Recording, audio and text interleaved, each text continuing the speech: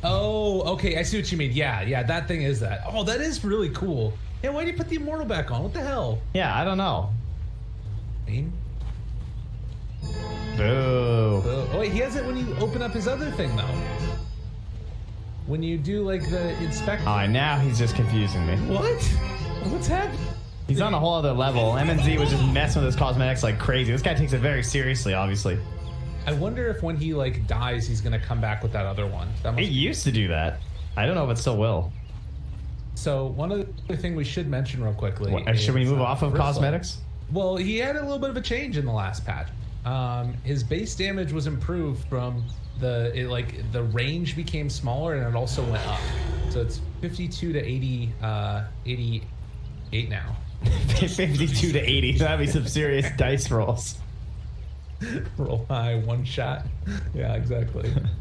So that's a little bit of a change up, and not really anything to super write home about, but so back your mind. It's gonna be a little bit easier last. You know who is 50 to 80 though? That's the largest spread in the game. Is it Chaos Knight? It is Chaos Knight. Yeah, I remember Fan Lancers was pretty big too. It's only 14 on PL. I mean, 52 to 66. That's a pretty big gap too. But like, damn, a 30 gap. Yeah, it's like a little bit of RNG built into everything he does. Then you got old reliable like Beastmaster, 60 to 64. I am boring. But that's what you want to see. Fits with his motif as well. Sort of. You know what? Bane's should just be flat with all his like +2. That would like fit kind of his little bit of lore. Yeah, if it fit the same. What if it fit the same like stat level? Well, I'm clicking through everyone in the game to see if anyone's 0. I've never heard of someone just being the same. I feel like I would have known that as a trivia fact. No. All right, next hero. Valve. For the lore. What if there was a hero that did 0 damage, but had like really cool spells? Like a free gold. Yeah, something like that. Like there just have to be some type of weird twerk thing with it going on. Sounds like a terrible idea. I love it. Perfect. Stinger and Matthew trading blows up here. So the position for Disruptor here, with that Caudle coming out, as we were talking about, like this idea of the Clockwork and the Disruptor as like a support duo sometimes, but now moving in position 4. So that tends to mean that you're going to the Aghanims, right? Which is a very nice item versus Sven and Death Prophet. That's like some serious game ruining itemization right there. Definitely it. It also feels like once you run out of mana in this lane as Matthew, you really don't do much at all. Got a ton of regen, but he's just going to be tickling people the rest of it. It feels like. Up top, MJZ able to draw first blood. Played with the Illuminate. Quest begins auspiciously. Yeah, looks like they just got the classic level 2 first. And ran him down with the Quill Spray. Last ones were doing about 100 damage and then got him with the 150 Illuminate. Underrated level 1 spell, that's for sure. Crazy long range, really annoying to play against. Now you also have like this sort of timing that they're going to hit as DP ends up going down. Leo style gets the kill. Well played, mid lane. Dude, okay, Leo style's crazy. He used both siphons too. Yeah. Well, that's not supposed to happen. Dude. Now this matchup's really going to hurt. He took some damage from the Radiant. He must have been in the creep wave while that was happening. If Leo style is like solo killing DPs when he's Kunkka in lane, like this guy, I'm telling you, he's gonna win some tournaments with Thunder Predator. Step lively now. This is their chance. They continue their trucking along here in the lower bracket. And MJZ gonna try and stack right in Schofield's face, but hey, that means. Well, it actually doesn't mean anything because this camp's already spawned. But, you know. Yeah. Why not? Exactly. Well done. See what Frank's doing here. Already queuing up for some boots afterwards and magic stick. Expected. Over to the side. Leo style, cutting down trees. Going double bracer. I am curious if he wants to go for the Radiance. It seems odd with the bristle, but at the same time, their game will be kind of weird if he doesn't go high damage. to go Radiance from the Halberd? Can he wait that long? That's probably the main question, right? I mean, you assume the Sven's going to go Midas. So you can probably get away with it. I like that idea to some extent, but the other thing I wouldn't mind seeing just out playing more of the doing like Shivas eventually, like Aghanim Scepter, because you know there's going to be like a ton of summons running around like trying to push down buildings. Yeah, but Radiance is good versus that too. Well, right, I'm saying go both. Like Radiance. Oh, I see. Yeah, I got you. Oh, the plays! The plays! He steals it away from Chris Luck! Alright. Oh my god! He's getting destroyed. Dude, that was so sick. Poor Chris Luck. And he still has level 3 Tidebringer. Oh! You can't stay in this lane. I think he's dead. He gets the X off. Oh, what timing! And the bow beat oh my god. Combo together. He's one more punch there and we'll get it. Leo style the god. Alright, that was so sick. He's like, yeah, that creep's gonna die. I'm gonna be level 6. You're dead. Sven's dead. Are Thunder Predator just gonna run away with this series? It looks like it, man. Stick here, trying to get away. They don't have the mana quite yet for another Thunder Strike. So looks like Frank won't be able to find the finish there. Although maybe he can now. Okay, pops the mango. Oh, get over here, Stare. I'm gonna try and take you down, but he won't be able to. Kona there. Oh god, I would just be so defeated right now if I was on this dire team.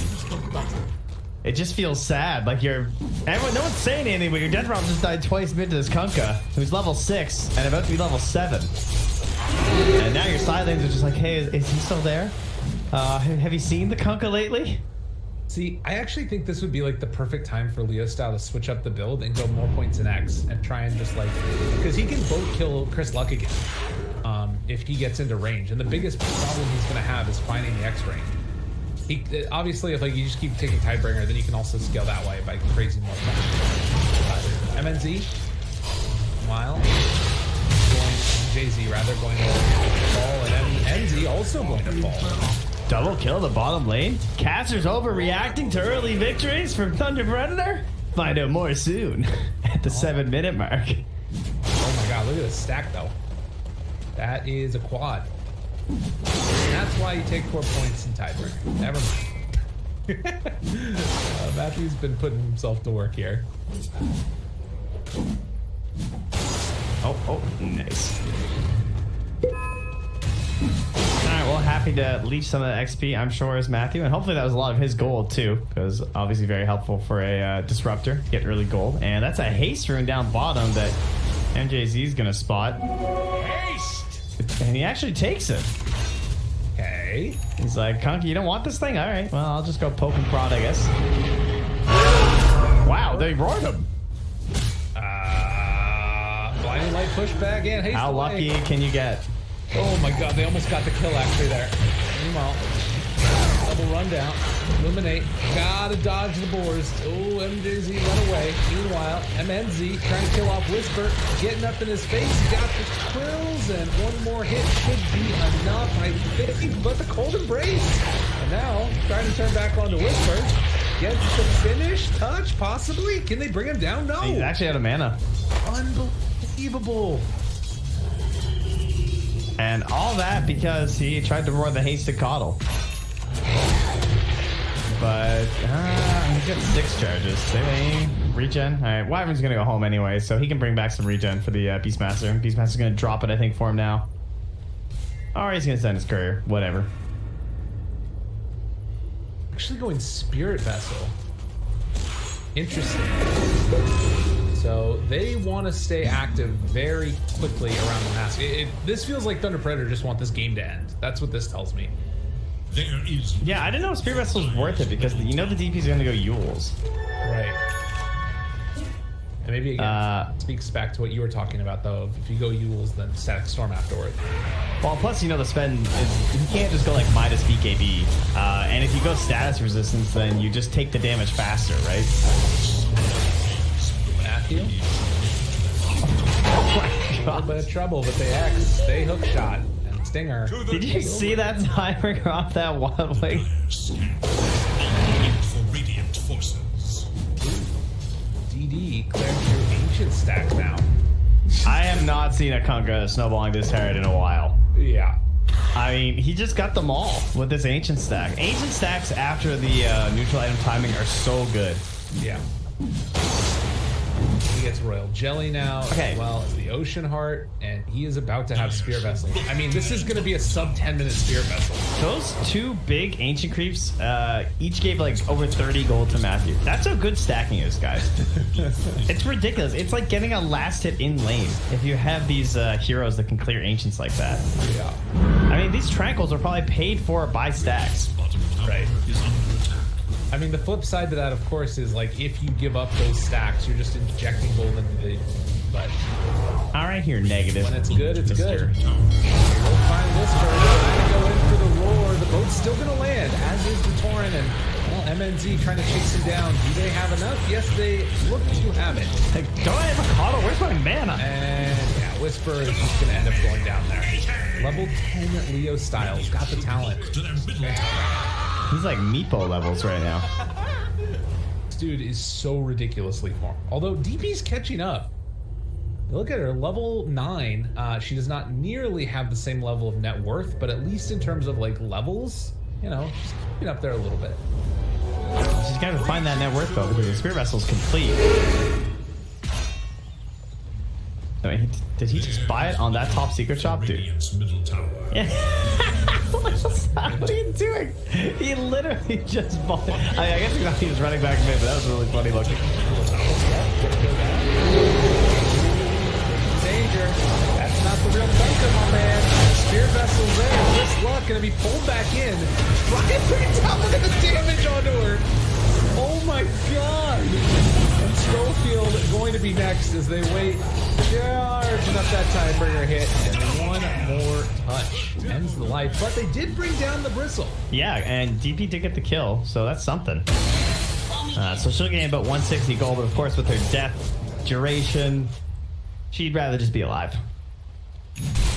And now into the tower with this catapult, and you cannot be anywhere near this X. It is level 4 right now, my good sir. Yeah. Stand back. This is the death zone if you're here. And alright, Wyvern's got the tome to make her level 6. That's gonna send them packing. And the illusions to soak the damage. The tower is going to be in deny range now. Okay, well, while we've been gushing over Leo style, it's only a 1k lead because his other cores are actually even or behind those of Beastcoast. MNZ going for the drums, afterwards trying to finish off the Vanguard. He's been a little bit behind. Sven has quietly had a really good game. Granted, Hector is gone Midas and then going back afterwards for either the Sanj and Yasha or something else. It will take down and deny that tower. So yeah, it's good for Leo's style, but he needs to be able to translate this into wins across the rest of the map for his team. Yeah, and he queued up the data list for a moment, but then he has sobered back up into a halberd, unfortunately for us. Dire should look to their top tower. And every one of these like little moves that he makes where he's not connecting on a kill or not taking an objective. Ooh, they flared that ancient sack.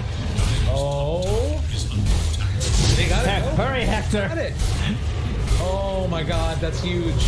Hector able to take the full stack of ancients. They want to run up there and get him, but they're going to be there a bit too late. Schofield they get ran down. X, Torrent pulls it back in, and more space created, more time for them.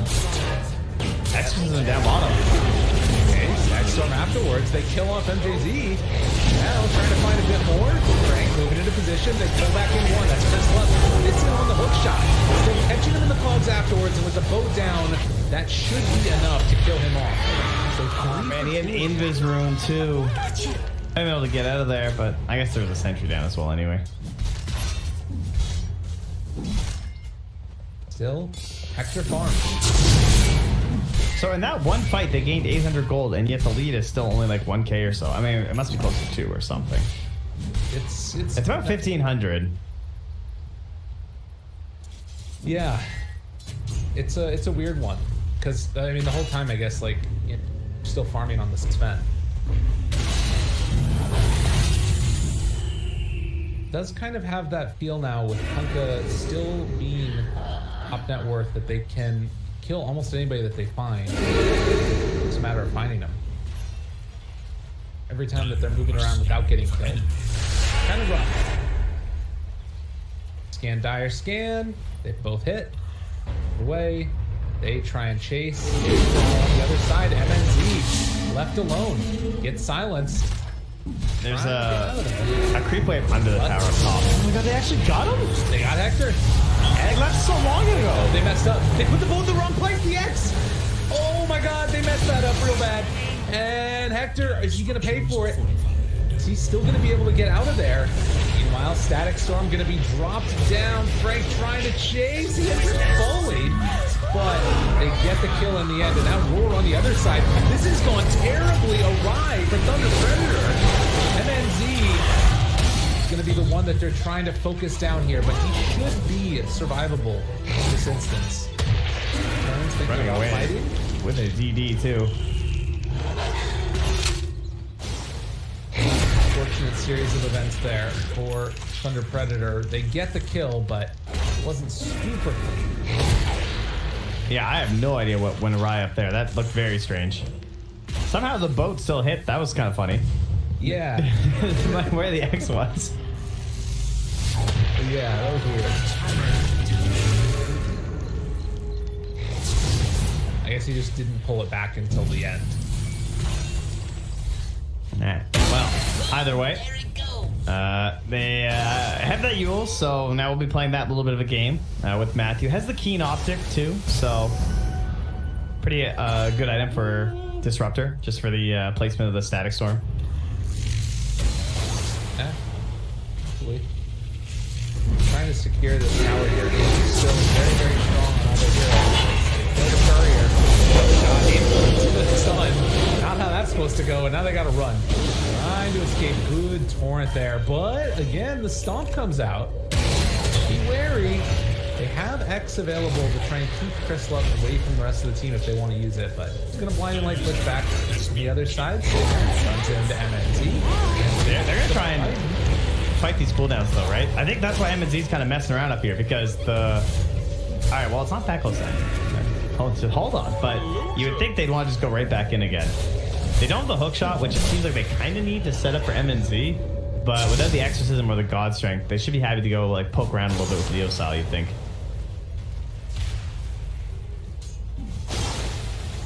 He does almost have that halberd completed now. Feels like this is probably that point to go. MNZ is going to push out top side. They don't have the best heroes to deal with, so they kind of are forced to go 4-5.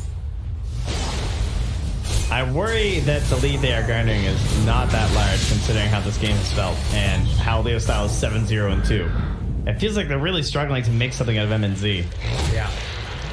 And then on top of that, this core clockwork. You think about the plays Frank's been making, and I mean, he's 1-0-6. He hasn't died or anything, but he doesn't really feel like this big, scary off-lane hero right now. No. No, and when BKBs come out, like, so much of Thunder Predator's team fight and strength right now is going to be lost. So and just damage. Yeah, they're really going to need to transfer things over or hope to hit a timing after BKBs complete. I will say that there is a secondary timing window when BKBs start running short where Punka and like Bristle become way stronger. Because it's so hard to fight around them with like the Ags and stuff that comes out later. Yeah, and Leostal just continues this like middle of the road build where he's like getting some damage and some survivability. He's gonna go with the AC. It's like the perfect middle option. Yeah.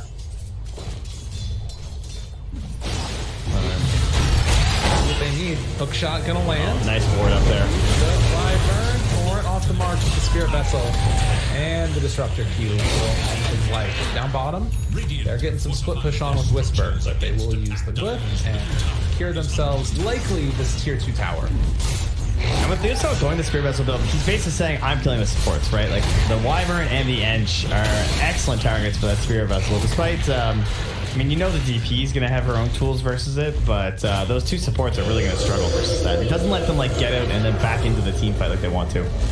Glint It's already used. Silence off there as well. Spirit Vessel, Will-O-Wisp. There's the roar. Meanwhile, they get caught in the kinetic field, both landing afterwards. That was really clever. But the Yule Scepter, Static Storm afterwards, trying to bring them down, but they don't have a kinetic field to keep her in there. Leo Style doesn't have another X. He has another Spirit Vessel though, but I'm surprised he didn't chase. Yeah. It's going to be a T out. That's a long one though. Come on, MZ. Getting up in their face. Chris Lux shows back up with the Exorcism wearing off now. So that's going to be a quick little regen. Map full. Sven has surpassed every other hero in terms of net worth. Feels like this is going to be what we see now on. The Hector special. Very good time to head to the Roach Pit though before he becomes a real threat. With Bristle, this tends to go down quite fast thanks to the Jew. Oh, the entry will scout low. The queue of the Sanjinasha as well. I think part of the reason why we don't see this hero that often is that his itemization is still kind of wonky. Like, he really needs that Abyssal Blade. I mean, that did help him, I think, quite a bit. Getting that blink on the item. But other than that, he kind of relies on Warpath for all his damage, right? Yes. Currently sitting at plus, what, like 200 and some when it's maxed out? Yeah. Fast movement. Sort of run people down pretty effectively. But it sort of gets into that weird scenario where you end up like wanting to punch a lot, but also spam all your spells, and feels sort of weird as a hero. Like I said, it's been 1,000 gold leads separating these teams. Runes that are spawning. It's like if Thunder Predator are lucky, it's going to be a 2 for 2 straight off. MNZ tank through the damage coming from Cliff, lose their catapult. Again, the push is stopped.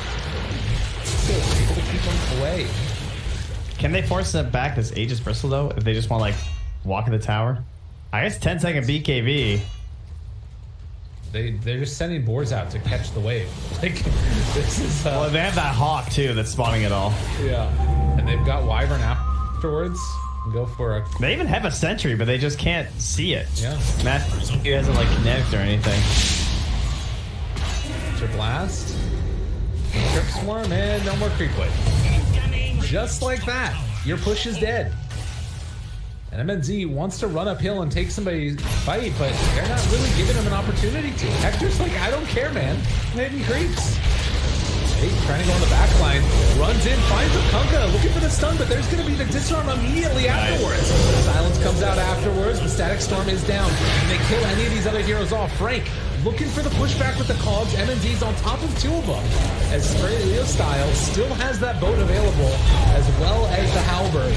And the burn down is coming. Chris Love trying to live another disarm on a poor old Sven. That's Aegis down. They still have boats, but they can't get it off. I mean, they've got X, and I think that they're going to find Hector now. They wait for all the abilities to wear off, and then the boat torrent comes through. Quickstorm trying to interrupt, but Hector is too big and strong. The boars, they're just slowing them down. So they pull him back in, will bring down Stinger, but Big Bad Sven is not going to be dealt with. Yeah, and they didn't get any of the cores that they want there.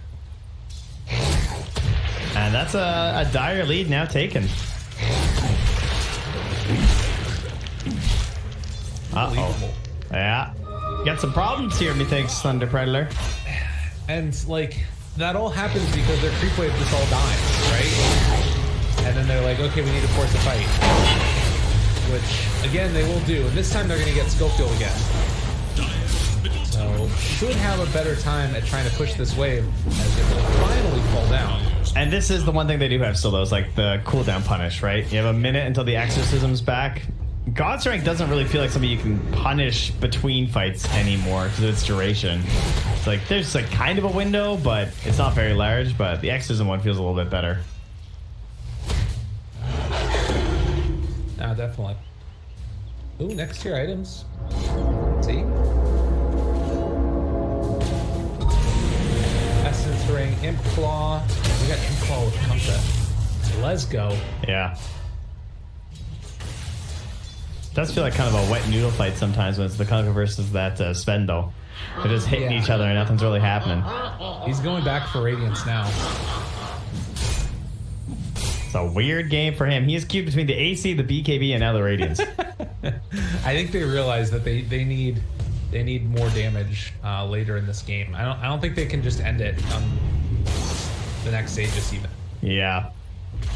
And that is indeed a little bit worrisome. They're trying to find a hook shot here. Frank's like casually walking to the other side of the tower. Still feels like they can deal with the supports, but there's some other problems there as Schofield getting a little sneaky. Is in range, and if they step too far forward, if he just stays up here and waits till they like try to go high ground, okay, no, he's gonna move over to MNZ. Tries to get the slow down. We'll find it. They have enchant available? No, they don't. They really trying to. Boards are coming though. Crazy. You just give him a creep. Enchant. Slow down with the boars, give him the punches. Chris Luck moving into position. They're pinging him. They know they're over here. Sentry Ward placed down as well. Immediately going to pop that Essence Ring, turning for the sun, but the Will-O-Wisp is down. And they got their eyes on the Beastmaster. And he's in a ton of trouble, and he's going to fall right at the start of this fight. Look at the damage coming in on all these heroes. Yeah, Hector's going back and forth. He doesn't know if they want to engage. There's going to be a Winter's Curse onto the Coddle. They push away Chris Luck. They keep MNZ alive on this Bristle. So what happened was Whisper tried to jump the backline and catch the Coddle before the Will-O-Wisp, and the second he blinks high ground, Matthew hit him with the Static Storm. It was really nice. He was like mid-roar animation as the Will-O-Wisp came down, and then he turned to try and catch Matthew instead and just got silenced. So, Exorcism down. We'll see if they push forward here. They do have that hook shot, so they want to get some scraps. And Schofield is a pretty easy target. Whoa! That's under ward, too. That's a glimpse, though. Here. Man, not a lot of glimpse catches this game, huh? It's been good. When you can get it.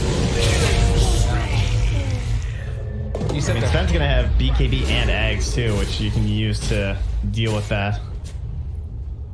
He doesn't have any True Strike, though, which is maybe going to be a bit of a problem. Radiance and double halberds? Yeah. It's kind of tough to defend. That's always a bit awkward with the Sven. Although getting that Silver Edge might be translate to more damage math-wise. I'm not even sure versus Bristleback. Yeah. Probably only during the break though, and then on that, of course, you know, capitalizing on break is very difficult when it's the Silver Edge compared to like the Viper ability. Right. That's true. It's like it feels like it should be easier to bring somebody down, or there should be more impact. There isn't. A gift from the Tempest of Battle. Well, you have MNZ coming back in and taking over this area of the map. Roche capable of respawning in a minute. This is going to be the reveal of the Kunkka Radiance. So he is still relatively farmed, but Sven is quite a difficult hero to bring down. I just feel like we're throwing rocks together in a bag or something in this fight. Right? They're not very graceful. Come on, Frank, he's gonna get jumped. Frank, he's gonna get killed. For the moment, Roar use Winter's Curse. It's just Coddle punching him. Wow, they try and bring it down. MNZ, not gonna happen. Force Staff keeping alive Leo style. Keeps them back. MJZ is going to go down. The BKB was popped for 2-0 so far. And MNZ, he's in trouble afterwards. He doesn't have anywhere else to go. He's gonna drop. 3 down, and now looking for the 4th. Is Kunkka dead as well? He's missing a few times here on the God Strength. They're going to glimpse him away. Leo style will live, showing just the devastation of an exorcism. Yeah, the inability to like make this Kunkka the big damage dealer, I think, because of the bristle, unfortunately, has really hampered them. Like, there wasn't a way that you can itemize these heroes to... At least they couldn't find a way to make it so they could, like, really carry that momentum that Leo Style gained. It felt like he just had to wait for everyone else on his team to catch up, and during that time, Hector just gained way too much, and so did Chris Luck. I mean, Chris Luck, these exorcisms have been so well focused onto MNZ that it feels like he just has to run the entire time during a team fight, and he's not getting any of that valuable damage out. Yeah, it's really tough. I think, in particular, like... You talk about everybody needing to catch up to the... Oh, there's a hook shot. Catch up. They will be able to get Whispers. This is a nice little pick off here. They can finish the job in the out 6 months. They're going to be able to. But one of the big issues that I feel like you see is that with like some heroes like Queen of Pain or a Puck, when they make those rotations and they get the kills, it's really quick to get back into lane or to like get that next objective or whatever. With Kunkka, it's like you make that kill happen, but he's so like slow movement speed wise and all the other stuff that it doesn't end up translating sometimes. And if you miss the kill, it's like way worse. But I'll tell you, that wasn't his problem this game though. It's true. Not missing any. He didn't miss kills, but then he wasn't able to translate that into objectives, it felt like. Like, he's had basically a perfect game, it felt. The get-go. And we'll see if things end up changing, but right now it's 6,000 gold lead for Beastcoast, even though they're taking all of the objectives around the map. Only one tier 2 tower left right now, Beastcoast. Roche gonna respawn 25 seconds. Well, that Echo Saber's gonna be there for Hector in this team fight. That's a nice one to have in the Roche pit. And and a bottled DD. So careful. This is gonna wear off here in just a moment. Frank from downtown. Put the torrent afterwards. What if Frank had a hook shot there? I think they realize they can't do anything to Hector. Oh, wait a minute though. Wait a minute. God strength. I mean, they're just wasting this now, and now Roche is up. I mean, the Mud Golem just killed his courier. Big plays. Are they going to go in and get it with Yeah, they have to Roche with this. 100%. No BKD. Meanwhile, look at this. Schofield trying to wrap around the other side. Does have Winter's Curse available. Frank trying to move into position. They spot him. Hookshot's going to catch him. Will-O-Wisp down on top. There's the Static Storm turning to try and bring down Frank. But they've got the control, and they're going to bring him down killed. Big win there, but can they deal with Chris Luck? This exorcism is going to be devastating. Frank's TPing. Focusing for the moment on to this Bristleback. No buyback on the spend available. Schofield trying to run away. Matthew backing out of there as well. 2-person torn afterwards, trying to hit onto the creeps with that Tidebringer, but it's so much damage, and the blinding light pushback is going to keep Chris Luck away. MNZ turning on to Whisper. He's doing a ton of damage. They find that kill, and now Chris Luck controlled. Just like that, Thunder Predator pull out a team fight win. Unbelievable. It kind of felt like Hector thought he was gonna like one-shot that Clockwork. Yeah. And that's what changed everything. Is then he just got stuck and forced to BKB and ulti, and they just couldn't fight. Yeah, they'd used it to try and get away in the mid. Yeah. So, god dang. Yeah, I guess that's sort of, you see so many 4 Clockworks and you forget, oh, this guy's a core. I'm not sure. That was a bit wild. Again, I just think he's lucky he didn't hookshot back to like a neutral camp or something. Like, he could have dragged him like, I don't even know where. He could have dragged him like a fountain or something. You gotta be careful when you're aiming at that thing of Clockwork. True. Well, you take a look now and it is a pretty substantial... Oh, but Gabe, the best Aghanims in the game. What is it? Oh, it's the Disruptor. Oh my god, he's got it. Nice. Hook shot off the mark. Schofield, they see him. Hello, friend. Do you like boats? I think the boat missed. Force down. Where's Curse? Oh, TP out. Why did you lose Curse? I don't know. Maybe he thought he could kill him or something. I think this actually like brings new life into Thunder Predator. I was like ready to see the whole thing swing back the other way. Yeah. But now this is that swing you were talking about. Like now valuable BKB times are being wasted here. Where they're starting to dwindle down. Now that's 7 left on Hector. Giving away that 8-seconder for free. The Roche that I think will be the best will be the if the third one if it's Ags. Right. I don't even know who I would give it to on the side of Thunder Predator. That's a tough one. Yeah, there's so many good ags there. I think I really like the Bristle. I feel like that's a perfect candidate for a position 1 Bristle to get that ags. It just lets you keep the max warpath the whole time. Right. Because you can just spam the goo. It's true. And like all the other sort of physical damage that helps to get accentuated with getting max up. I think Kunkka's also sounds amazing. Disrupting the fights, it's like really hard to play into that, but he didn't take the AoE talent, which is sort of annoying. And then obviously Clockwork, the other one is pretty nasty. Yeah. Okay. Frank. See if they can isolate Hector here, and oh buddy, he's alone. Although they do have Chris Luck nearby, gonna pop the ulti, and he's like, I don't want it. Leave me alone. Don't come near me. Oh, but a torrent free-handed. Well played. Gotta be careful now. You don't have Winter's Curse because where's the blinding light? Wait, they do have it. Matthew gonna be the one that goes down, and now chasing for Frank as well. Suddenly, what was looking good only moments ago is now starting to fall apart for Thunder Predator. Hector finds the stun, jumps on top of MNZ, and just beats him to death. That's Aegis down. They don't have buyback on this Disruptor, and Leo style trying to turn. He has cheese available afterwards. So pop there. The boat is going to give him that extra bit of takeability, and Hector just TPing out. Yeah, they're just leaving. Chris Luck to his own devices. Chris Luck's in trouble now. Chris Luck? Yeah, I think he's just dead. Unbelievable. What? I guess they literally didn't have the damage at that point, right? Makes sense. Yeah. Did they cheese too? They did. Yeah. Well played there by Leo Style to also hit the torrent on the Yules. That was well done. So that was a slight gold game for the Radiant, but they basically just sold their Aegis. And so it's going to be harder to go high ground, but again, cooldowns. And Death Prop actually no buyback here too. And the link back there from Schofield. Gonna keep him alive. And that was no stacks home for Matthew. So now they can approach and perhaps even catch Hector before he can BKB. Yeah, he's got to be super careful here. As they're hitting away at the tier 3 tower, giving him all those stacks up.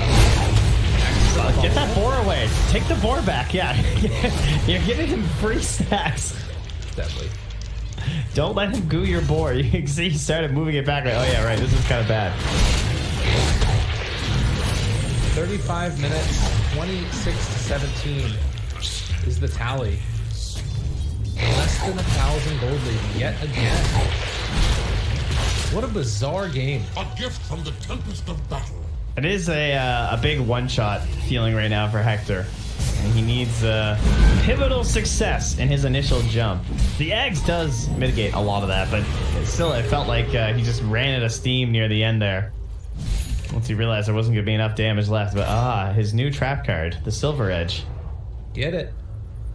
How much HP does he have?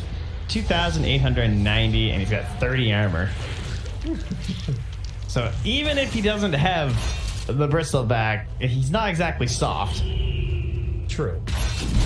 He does have enough gold for the BKB, but not taking it yet. Hector finds it. That's the break. Strength turn, trying to bring it down forward step. MJZ saving a life. He can get boat off if he wants to. Torrent instead is going to hit onto that Beastmaster. Chris Luck trying to take down MNZ. Hector is getting kited. Damage. And yeah, he is getting completely kited. Yeah, there's no BKB. They got him under control. Disarm, the beatdown, the Radiance burn, every damn thing. Can they kill off the Kunkka in time? Silence gets away. Just barely, although, the Winter's Curse. It's going to keep him alive for a moment. All those ghosts hit into him. They do eventually kill that Kunkka. But both of the big bads are out of there. MNZ, the one that's left, as this Exorcism is not going to do enough damage to bring him down. Oh, they glimpse back Whisper. They got him as well, possibly. Can he get into range? They can't get the goo on him. He's too fast. Blink now Stinger. They might have gone a bit too greedy. Oh, good bounce back and down into the Sentry. Trying to take down Lord. Stinger, though, going to get hit by the bash and pummeled by MNZ. Back and forth we go. Oh, that's a good one. Yeah, it is. Oh, the Shaco, though. That's a pretty quality item. She has spider legs. That's a hard one to give up. But like an Ench or someone? Yeah. Might want to snag that one up. Ivern, maybe? It feels like it's a good DP item, though, right? Like, well, maybe the spider legs are too important. I like that he's been switching in the quickening charm when he pops ulti, and then spider legs afterwards. That's pretty neat. Yeah, I think the spider legs are really good depending on where you're fighting too. Right. Oh well, a matching Shaco over there. Huh. This might be the only game where the cores don't actually want it. Probably. It's like not very good on Bristle or Kunkka.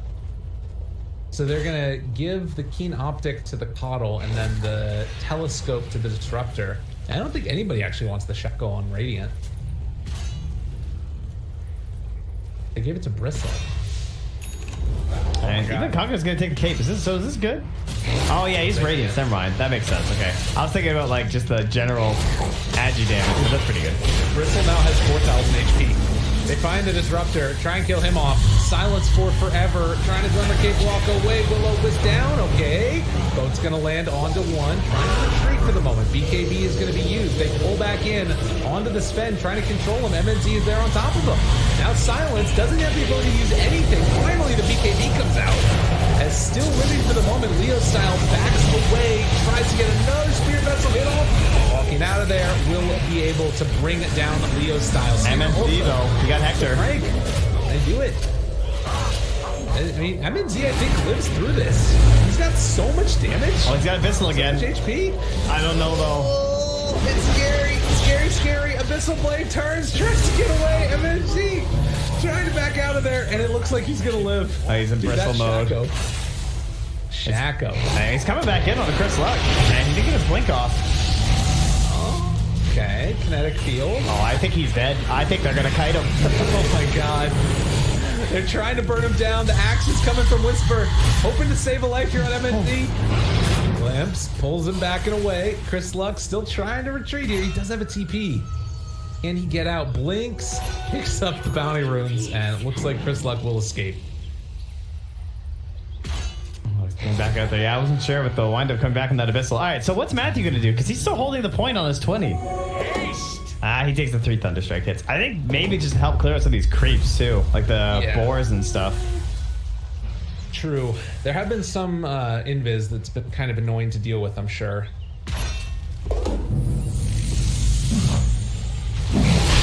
Oh, that's a Sven with a leveler. That is a Roach. 25 for Bristle, which means look at that plus damage.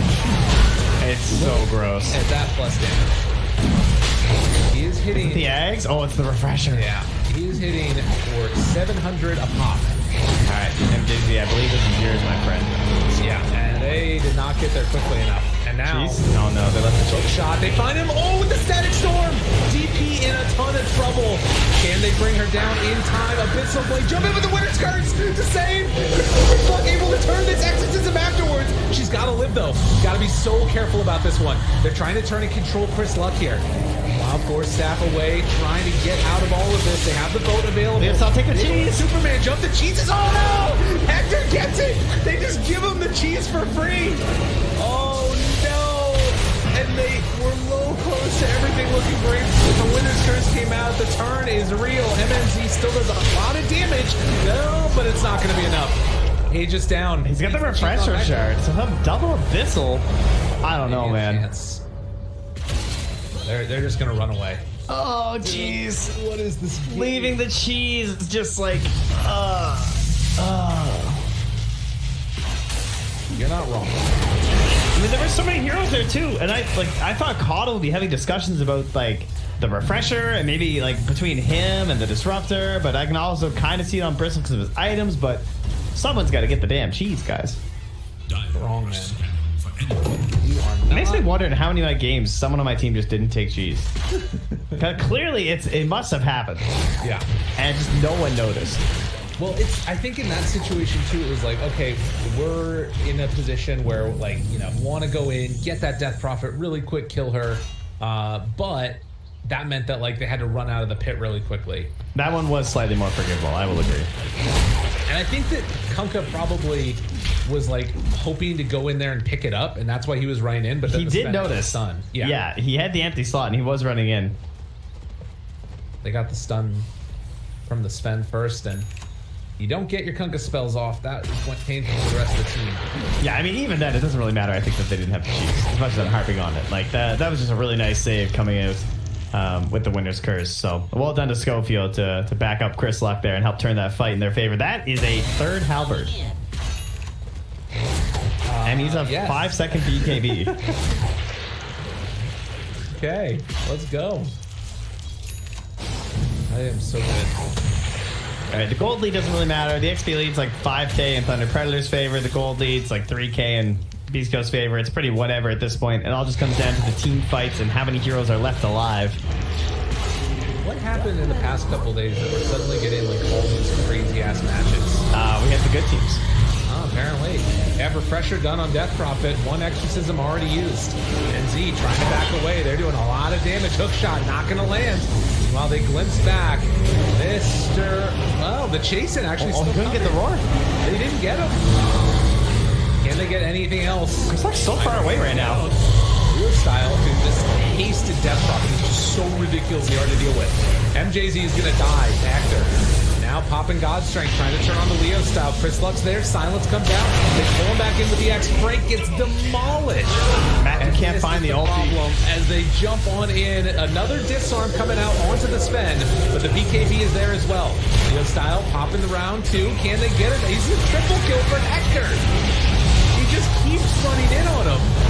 Even though they've got the Refresher and everything else, they get the Cold Embrace to keep Hector alive. MNZ's off to the side. Now Kunkka killing his own teammates, and guess what? Hector's there to clean up afterwards. Turns on the Leo style. They're dead also. 5 dead, no buybacks. Devastation. The speed, destruction of the Sven Eggs in combination with the Hasted Death Prophet is too much for this like kind of static lineup to handle. Like, when they kind of look like cavalry are just running through them and breaking the lines, and they are just no idea what to do. Yeah. They're just moving in circles. Sven's jumping from high ground and one-shotting your supports. And the Bristle, without a BKB, you can't just like really swing through these fights, but you also can't necessarily go BKB this game because there's Winner's Curse and Roar, and you might not even get to use it. So I feel like it doesn't even right click. And yeah, Leveler's an item. I mean, this is something that we've sort of known was happening for a while. GG is going to be called in the end, as Beastcoast are just going to take it and force us to a game number 3. But I think that Exorcism Grant's haste was like really the nail in the coffin. Look at that win probability graph and how quickly it fell off. Everything just fell apart when they got those 25s. 50-50. Who wins the next fight? See ya. Yeah, right.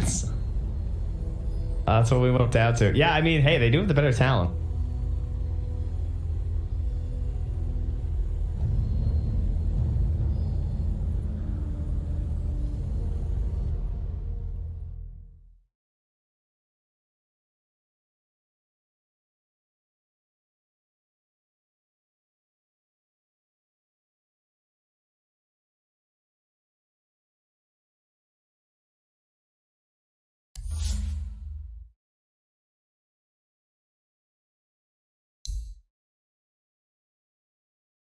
$1,500 gold. He actually is going to go straight into the pipe here, opting to tank up even more. Rolling boulder from Seth misses again, but there's the Invest Bomb, and this time Ohio's in trouble. Roar will come out, they have the magnetized, they get off the silence as well, and Ohio will get right click down. The Exorcism will go from Mushi, doing a decent amount of damage to that aggressive. The Borslow comes through, he has no Infest, he has the Armlet Toggle, needs to be careful, the Spirit Cypher coming out, the Glimpse back onto aggressive, gets him back in there. They get the Grave off in time though, the Open Wounds will come through, they have the Kinetic Shield. There's the Black Hole from the low ground, on to 3, Step as well as number 1 are gonna get 2 down, 3 dead, Mushi gets a double kill. DJ, are you kidding me, from the low ground? DJ, God, the crowd, he just goes insane as he hits the black hole of his life. And likely could just give this one up. The vision advantage with the Hawk does help.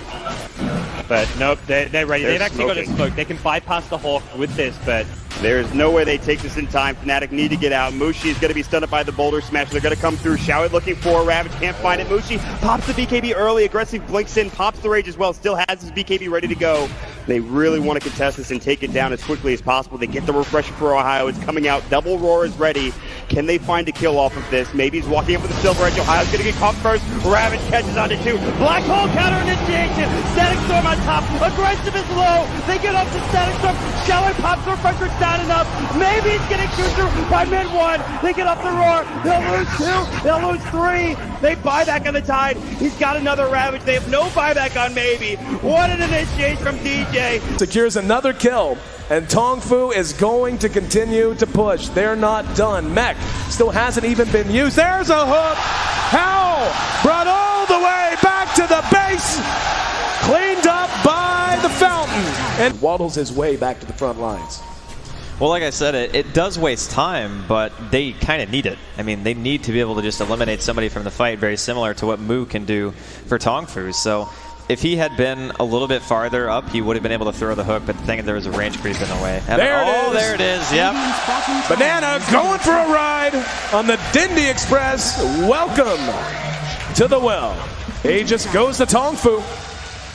And now charging back out. Dindy going to be spotted, and he doomed to Chen. That's a much better choice. Oh, he got him. He got him. Not going to follow it all the way because we got a battle to watch with Puppy. Trying to get away from it, going to be telekinesed back. And they will be able to get him as well. There you so a 1-for-1 trade. And wow, Hal is still alive down there. Engagement breakout as Kuro. Oh, there we go. The hook got him. Zhan Xing taking the long ride to Shanghai. Welcome home. Na'Vi is down. Can you say mega creeps? Na'Vi, he got him. One more. This is what you call one for the road. Man, I can't.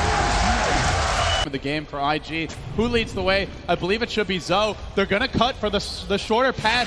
They storm up the river. Patience from Zoe. Waiting in the wings. Navi's about to be caught. Oh, there's the sleep. The surge. He catches everyone. Oh, this could be a total disaster. Vacuum in. Ravage on everyone. The black hole as well. Light of heaven turns it around. Ravage as well. Stolen by Dendy. Are you kidding me? They turn it around. 4 heroes dead. 5 heroes dead. Chuan trying to survive. Chuan's gonna go down. Puppy talked about the Naga counter. It's Light of Heaven with this BKB. They turn it around. I don't even know how they're gonna do it. Standing ovation from the crowd. The last tower will be going down. Start the fight with that global and just try to blow up and get on top of that Zeus right away.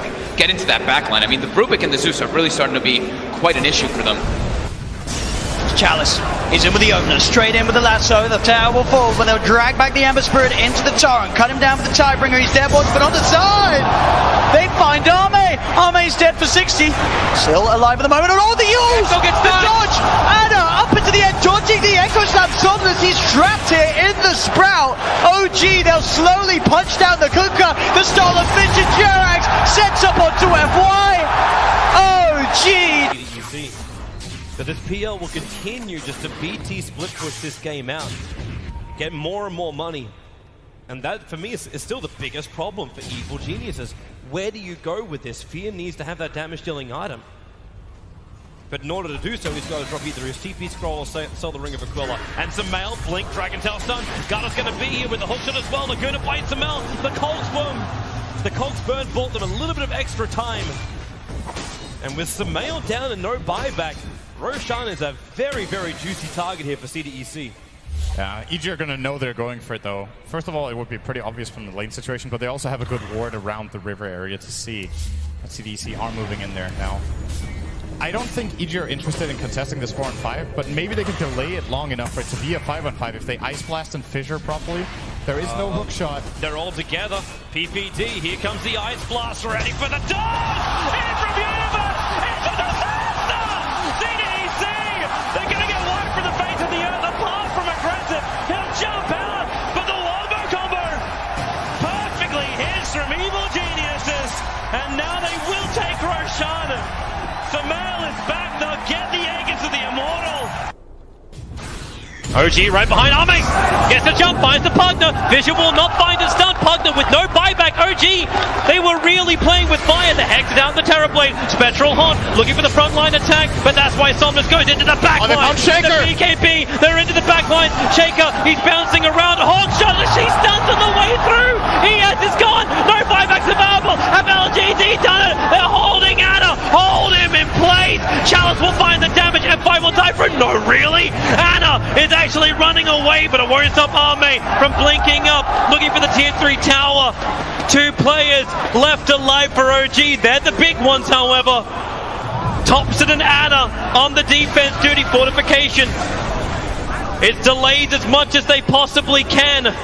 And now the jump out. Hex, the boy in the bubble. Thompson able to be protected once again. Chalice very, very low on mana. They have a love, but Ame, he'll change the life with Anna. Thompson needs to be pushed away. Able to do so. FY jumps onto the illusion only, so the hookshot won't be able to connect. But Anna, he needs to retreat. There's so much damage. Anna down. Buyback is available. They still have not taken the mid racks. OG are just trying to delay LGD for the moment. 5 heroes around. The bubble is there protecting the melee racks. Anna, Sunder by once again. The Sunder switches to life. Ame's back up to full health, but the damage from Thompson, it's good enough to kill off the bait. Buyback is there. Somnus leads forward. They just keep bunching them around, but they're still battling from inside the bubble. Pugner will come to the world living LGD. They're going for the GG push. They're going up the tier 4 towers. OG, they have to hold the line. They have the numbers. Seven from the side with a Dagon Ame, but no! Sunder is back up. It is there. Chalice will fall. They lose the Enchantress. FY pushing around Anna. He's so low. Can they get the die back on him? You bet your Nelly they can. Ame still very, very low. The blast will kill him off. But buyback. LGD want this now.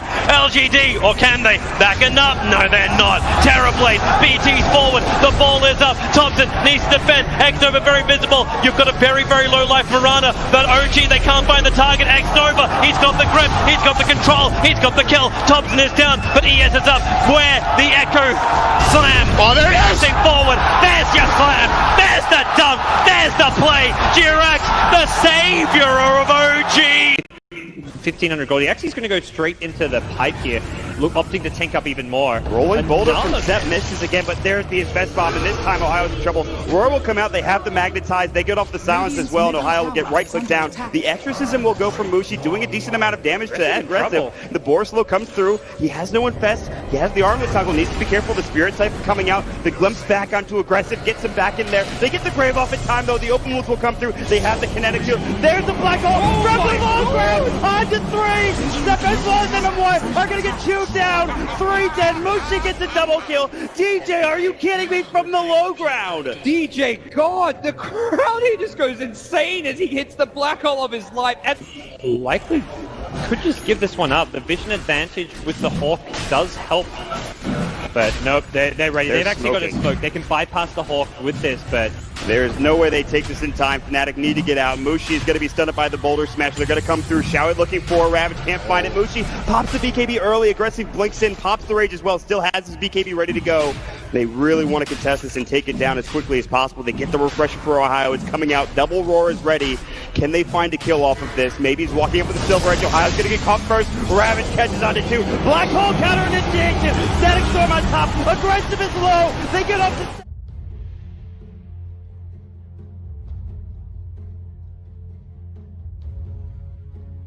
Radiant's turn to ban.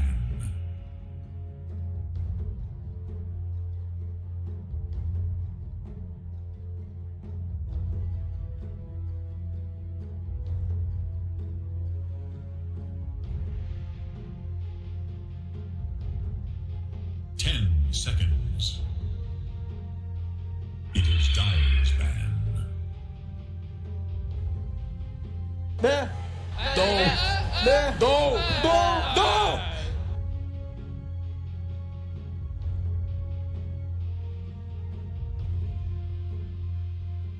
It is Radiant's ban.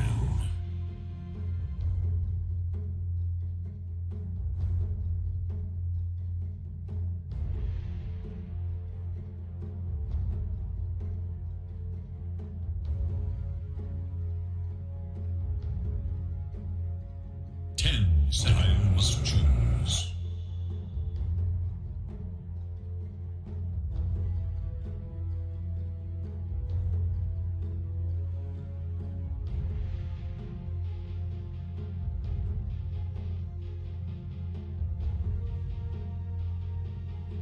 seconds remain. 5 seconds.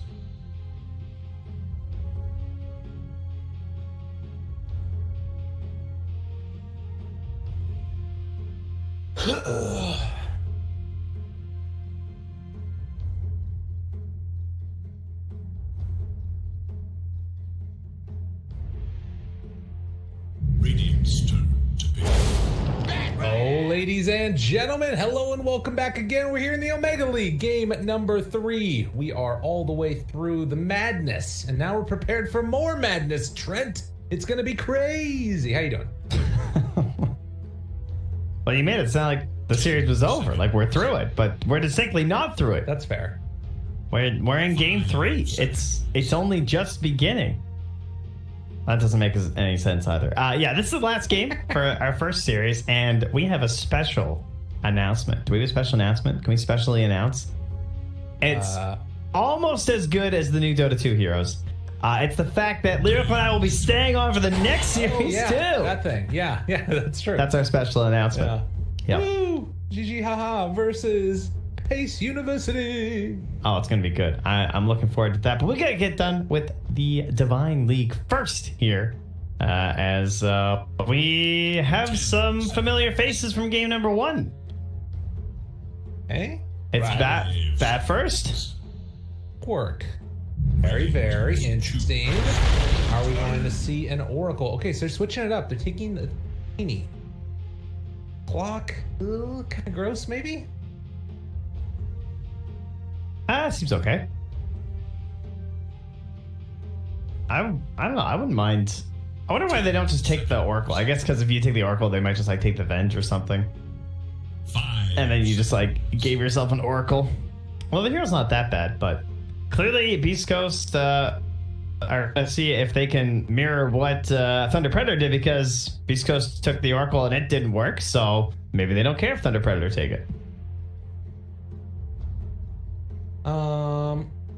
I think now with already 2 games under our belt, I feel kind of comfortable saying that like Beastcoast is the team that I would want to go, that I would want to like be facing in the later stages of the game, based upon what I've seen so far. Now, Thunder Predator apparently not feeling the same way. They're comfortable going like they're going to take the Morph lane.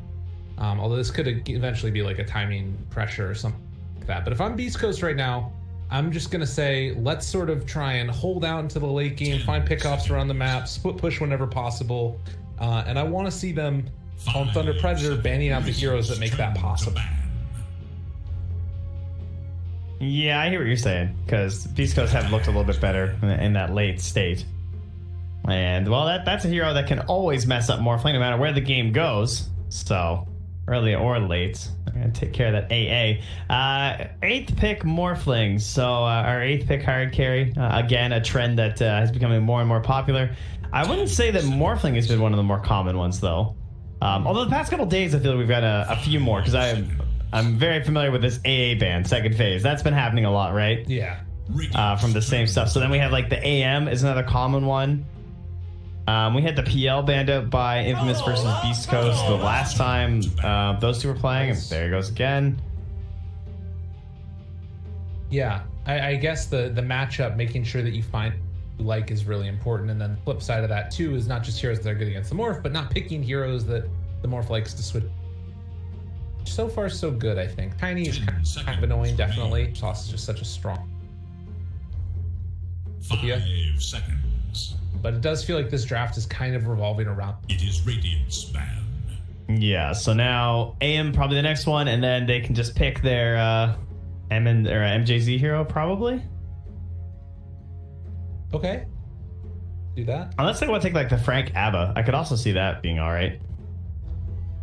As an answer, just the Bat Rider, you're saying? Yeah, just for the Bat. And I think it pairs pretty well with Morphling. In terms of like that push timing that you were talking about. I think that's a fairly good strat. I like the DP ban. The Underlord ban too. I think that's like quietly one of the really good heroes at hitting those times. You can like go all in and then just Dark Rift out of the trouble. Yeah, in fact, the last time we were casting them, they did the mid Leo style Legion.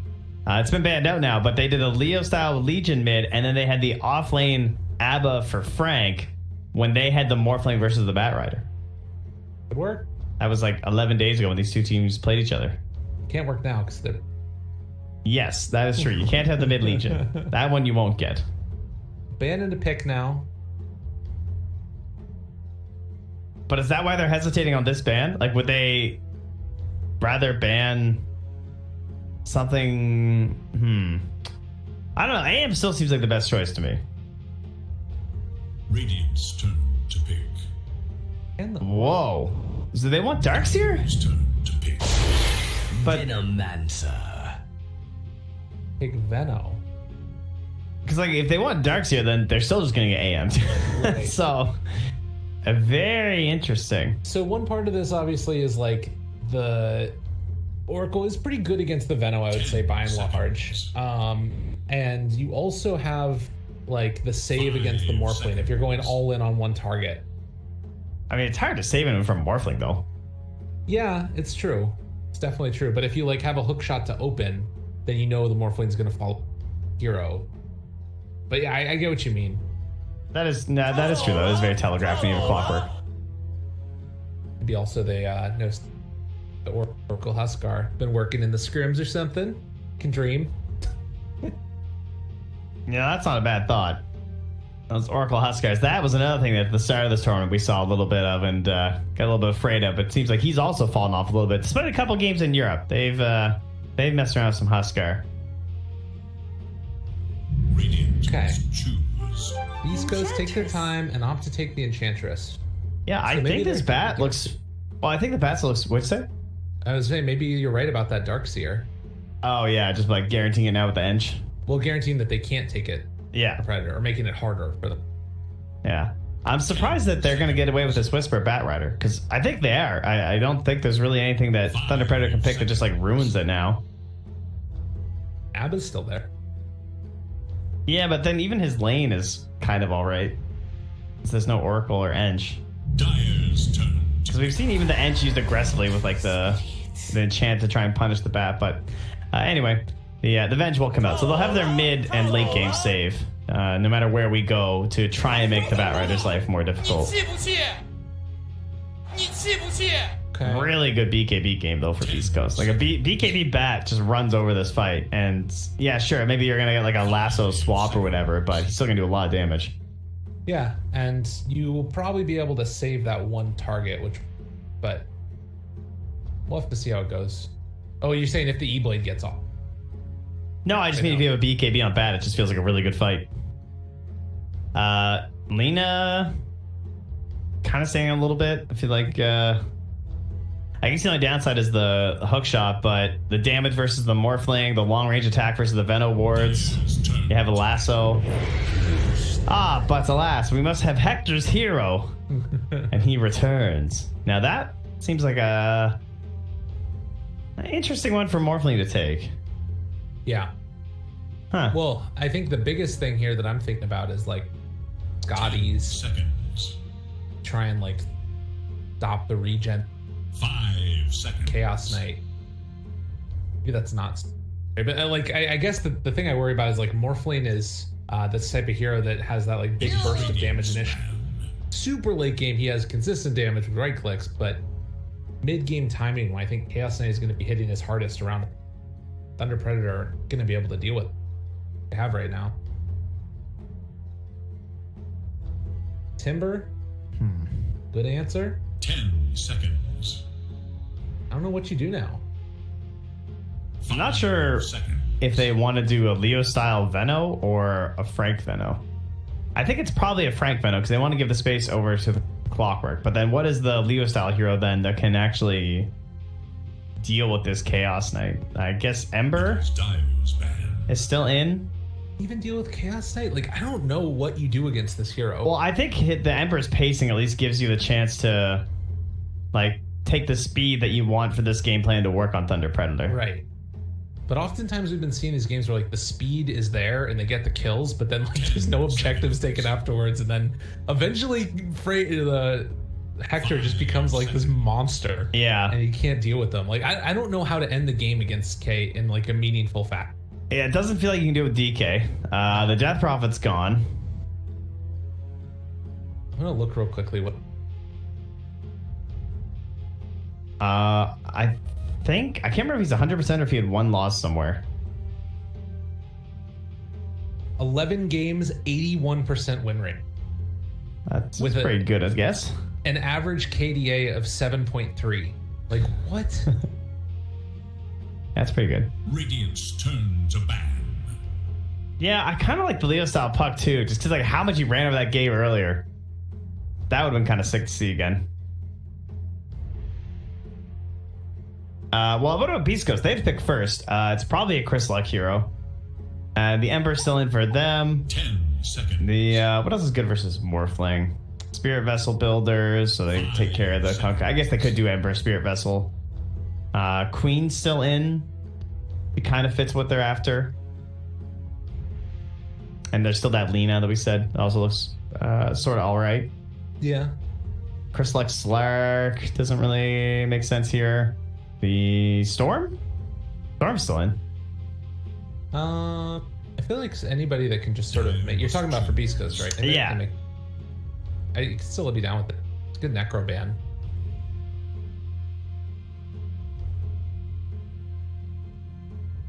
I mean, they definitely had their little Storm stints lately where they really like to pick it.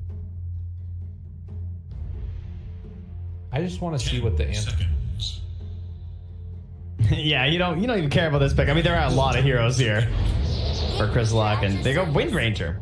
All right, so the options abound, and that could be a tiny for Chris Luck now too. I was actually wondering if they're going to go Phoenix. Oh, banned first phase. Okay. Probably not then, I guess, huh? 10 seconds. Thunder Predator, inspire me with a pick here out of the mid lane to deal with this. Choose your hero. They take the Queen. Feel inspired. No, don't. They're just gonna win it like 30 minutes. It's gonna happen. I know. I've seen this story before too many times. I don't believe. I don't believe at all. Maybe I'm being too bombastic about it. I mean, we have no reason to doubt the Hector Chaos Knight because every time we do, no matter how far behind they are, it just claws its way back.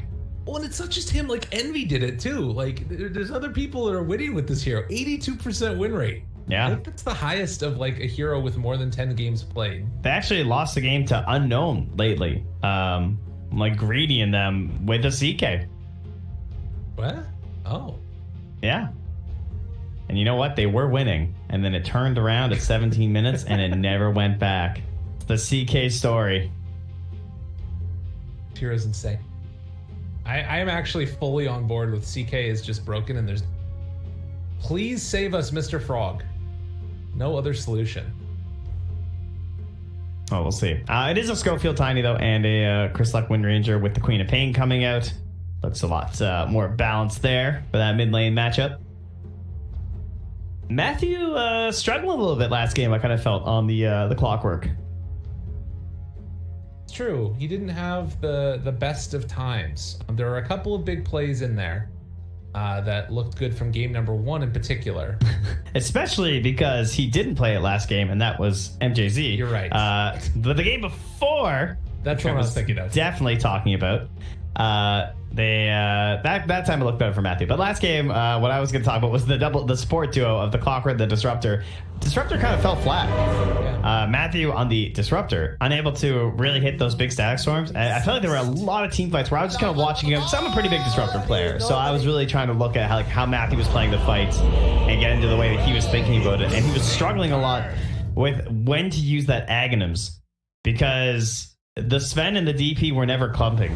So he often had to like make this choice. And there were so many times he actually had the Sven stuck in the kinetic field before the BKB, and he still didn't drop it because they didn't have enough damage where he felt confident they'd actually get the kill in that kinetic field. So now Matthew, I guess, making it, take out a couple of brain cells, just chuck them back behind the seat, and you get to play Clockwork now, which is see hero, click hero, and hope your teammates can kill him. Yeah, I like it. And that makes everything better. You start throwing out those little hook shots as Sebs are flying from good old Chris Luck right at the start. I love that one. I think I'm saying it wrong. Yeah, but it sounded better than anything I can do, so I'll give you credit. Have a little fun. That's what Leo Style says. I really want to see what their solution is. Like, there is going to be the Quap level 25, which is nifty. They've got nice little damage amplification, coming with Venge, and all that fun stuff. But I don't know. I think I've said my piece on it. Yeah, I kind of hope the Chaos Knight just loses. I need to know. I see a weakness in this hero, or I'm going to get pretty concerned. All right, I mean, what is the play, though? The play is that they pressure too much with the Venomancer, and he takes the tower early, forces the CK out of lane. Maybe his natural regen in the Chaos Strike won't be enough. That's, I guess, what we're hoping for here. For the good of Dota. Oh, Hector, he's standing tall. Not opting to move on in the shackle. I can't believe that didn't hit. Somehow latches onto one, but not the other. Bounty runes? We are going to be up with 3 for 1. Okay. Yeah, a little bit costly there for Frank, but he'll start tangling back up. And I guess Hector didn't get away for free either, though. But he'll have that natural regen once he gets into level 2. Meanwhile, Frank, having already taken Gale, does make his early laning a little bit less strong. Instead of just having the poison sting, but he's getting a lot of value out of this Gale nonetheless. Yeah, this battery assault too. Just rocking him and Stinger. Ooh, boy. I think what's really good here is burning as much of Hector's regen as you can at his level 1 too, right? Because he can't just like mess around with his lifesteal to try and like temper it a bit. He just is like full out burn it. And again, they catch Stinger. He might be dead. Chase. The sun's needed. Punch. Wants it real bad. And oh, he never misses the last hit. What a smackdown. Dude, I love this sound that CK makes. Just like, whoo. Well, the funny part is he needed like a decent roll too, right? Because he has that 30 damage gap, so it's a bit dangerous to go with the deny, but he got it. 54 to 84. Pretty ridiculous. It helps that he only had 22 HP when he went for the deny, so well done. Too true. It should also be noted that at least here, you used all of your mana on Frank basically to bring Stinger down. K1 is all the way back up again. He's going to have his lifesteal working with the crit, so all that effort is going to end up being for naught. Yeah, meanwhile, in the mid lane here, both heroes now getting to level 3, but Leocel's gone for the 2 points in the dagger. And so Chris Luck has to play pretty far back, and that means it's really hard to last hit versus the Wind Ranger. As the bottom lane, we move to the third one. They got themselves a kill. Well done. On MNC also in some trouble as Mr. Whisper trying to get the kill and almost able to get it, but he walks out. No! He too will fall. Like, what are you doing? Sir? Hello? Why did you do that? Avalanche? Toss? MNC? Oh, that was a good tip. I don't know why that struck me as so funny. I choked my water. I think it's because it just took half a second and then he still hit him with the tip. Yeah. Like, we haven't had enough tips lately. None of the deserving tips. Most of the tips have just been like start of the game or something. But that's a nice little, what are you doing? It's been a lot of bounty work for you. That's true. Innovation. Yeah, that's been good. And the loser spray is coming. That's the new meta, actually. All right. Matthew chased on down, but he's a little bit quicker with that windlace. He's able to escape from the deer lady.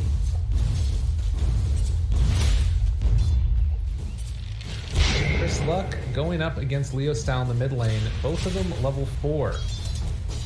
14 and 9 versus 10 and 4. So a slight lead for Leo Style is down bottom. Again, going on to him. They toss back onto Whisper. MNZ in trouble. MNZ switching on over, and where's your tip now? Got him. It's done. Not gonna go. That was desperately a tip. Oh, that's true. Yeah, I could have got him back. How unfortunate. I guess it wasn't exciting as a tower dive. Schofield smokes and clarity. Dude, what a gamer. So now, if the Queen of Pain comes over to this rune, he's thinking, I'm going to be able to combo her and maybe turn for a kill. Hoping it's dangerous, buddy. Avalanche. Has a toss afterwards, but they break the clarity. Jukes back the other direction. Chris Luck trading hits. Stinger here as well. Toss again. Leo style goes down. Chris Luck needs to get denied here, or he can just bubble through it. How is Schofield living this? They put no spells on him. Yeah. He was so low. I am not sure. Meanwhile, though, Frank brings down Mr. Hector as well. So 3-3. It's getting very spicy early on here. Whoa. I never get to hear CK lines. Never. Wow, that's kind of mean. Trouble. And another avalanche goes out. Whisper dies for it, but he gets his man. Schofield. Top of that Venge illusion. Getting pummeled, but he backs away. Oh, Sam Camp. Oh, MJC, come on. Every coin helps. These are the Venge illusion value plays that you need to do, guys. Right. Enchantress gonna take over creep again. Head on back to the lane possibly now, as Hector is here. Matthew nearby as well. Level 5 versus level 4. They gonna glyph the wave. He needs to basically just punch through to try and lifesteal through this, but is still going to be brought down. A little bit of friend from his buddy. Help from his buddy rather, as Frank now turned upon as well, trying to kill off the Venno. Dying, but the creep won't end up getting the kill in the end. Frank surviving. Man, he had the level 2 bonus damage too, where it goes from 10 to 30. Still can't quite get him.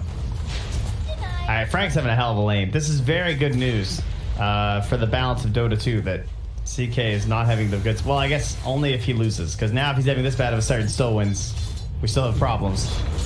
To be fair, he got denied that one time though, so like that's he true. End up losing out a ton. He's actually ahead of the Venno in net worth, but he's not hitting creeps. His style. Thought about yelling at him. The Venno's level 6. Yes. Yeah, that's a fair point. Yeah, I preemptively called him 6. Whatever. There. Now he's 6. Fine. Just lying. I mean, the creep was about to die, and then it took a little bit longer because the way Stinger did it. And I was trying to simplify things for everyone, and then I just made it more complicated. Someone's looking like, I don't think he's level 6. Something I don't know about Dota. Who are you gonna believe? Me or you're lying at? Yeah. Good sentry there from Stinger. Hello. Take down that Osborne that's been covering Frank's ass. Schofield. But now Schofield's here. He's just in. And now they're going to try and get a kill onto Frank. Hector, you coming? The tower decides to just attack the Enchantress. Hector shows up afterwards. Gets the finish with the 2, but Leo style makes the move and doesn't even need to use the Sonic Wave. Oh, and now Schofield. And he's down to 1 HP.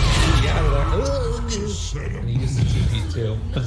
Pretty good sound effect for what it probably sounds like if you die to that. Yeah, right? Good.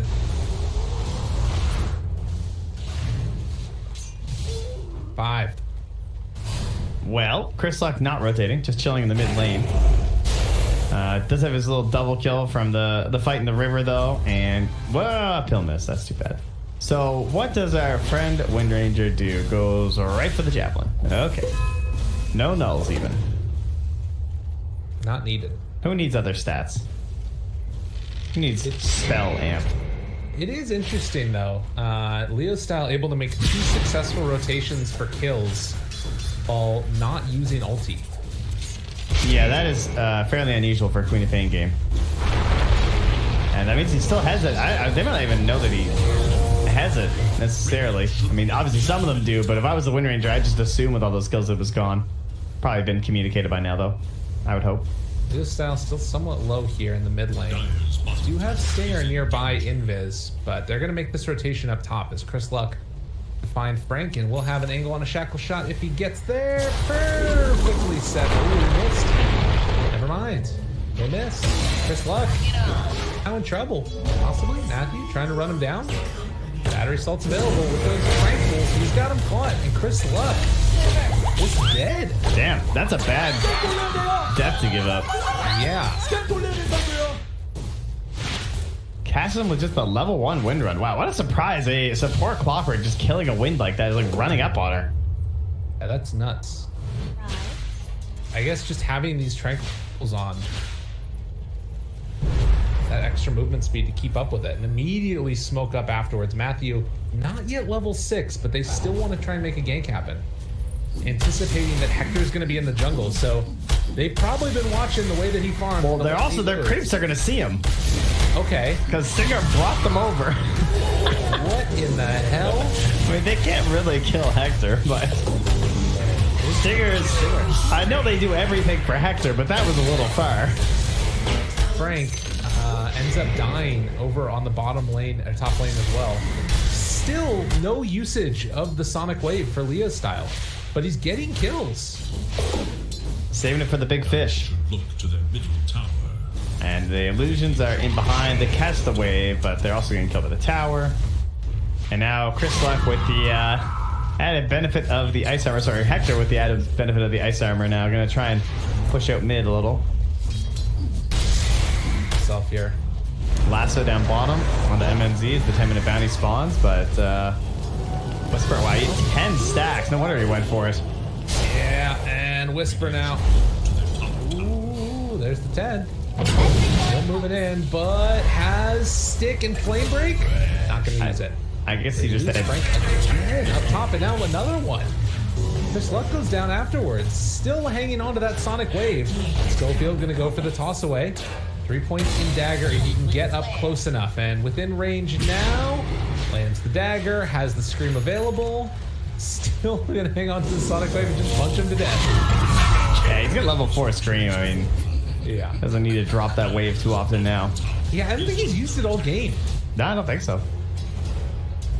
So but he hasn't missed a kill because of it either. No. They've just been guaranteed kills every time. Jackal, don't lash, but let's just run down MJZ, and I think Chris Luck will be able to adapt. Counter strike will not save you here. So eventually they end his life, and going on to MNZ now afterwards. Flame break pushback, it's a lot of damage. Does have another shackle which latches, and in trouble MNZ ends up dying. Frank throws out the Gale, did not hit on the Whisper. The Whisper looks like he's gonna die from other avenues. As the toss comes out, Frank now also gonna die. Leo Style shows up, see if he can play cleanup here. Except Chris Luck in his sights. Blink is available in 1 second. Jackal's gonna latch. Schofield, they jump in, they got him.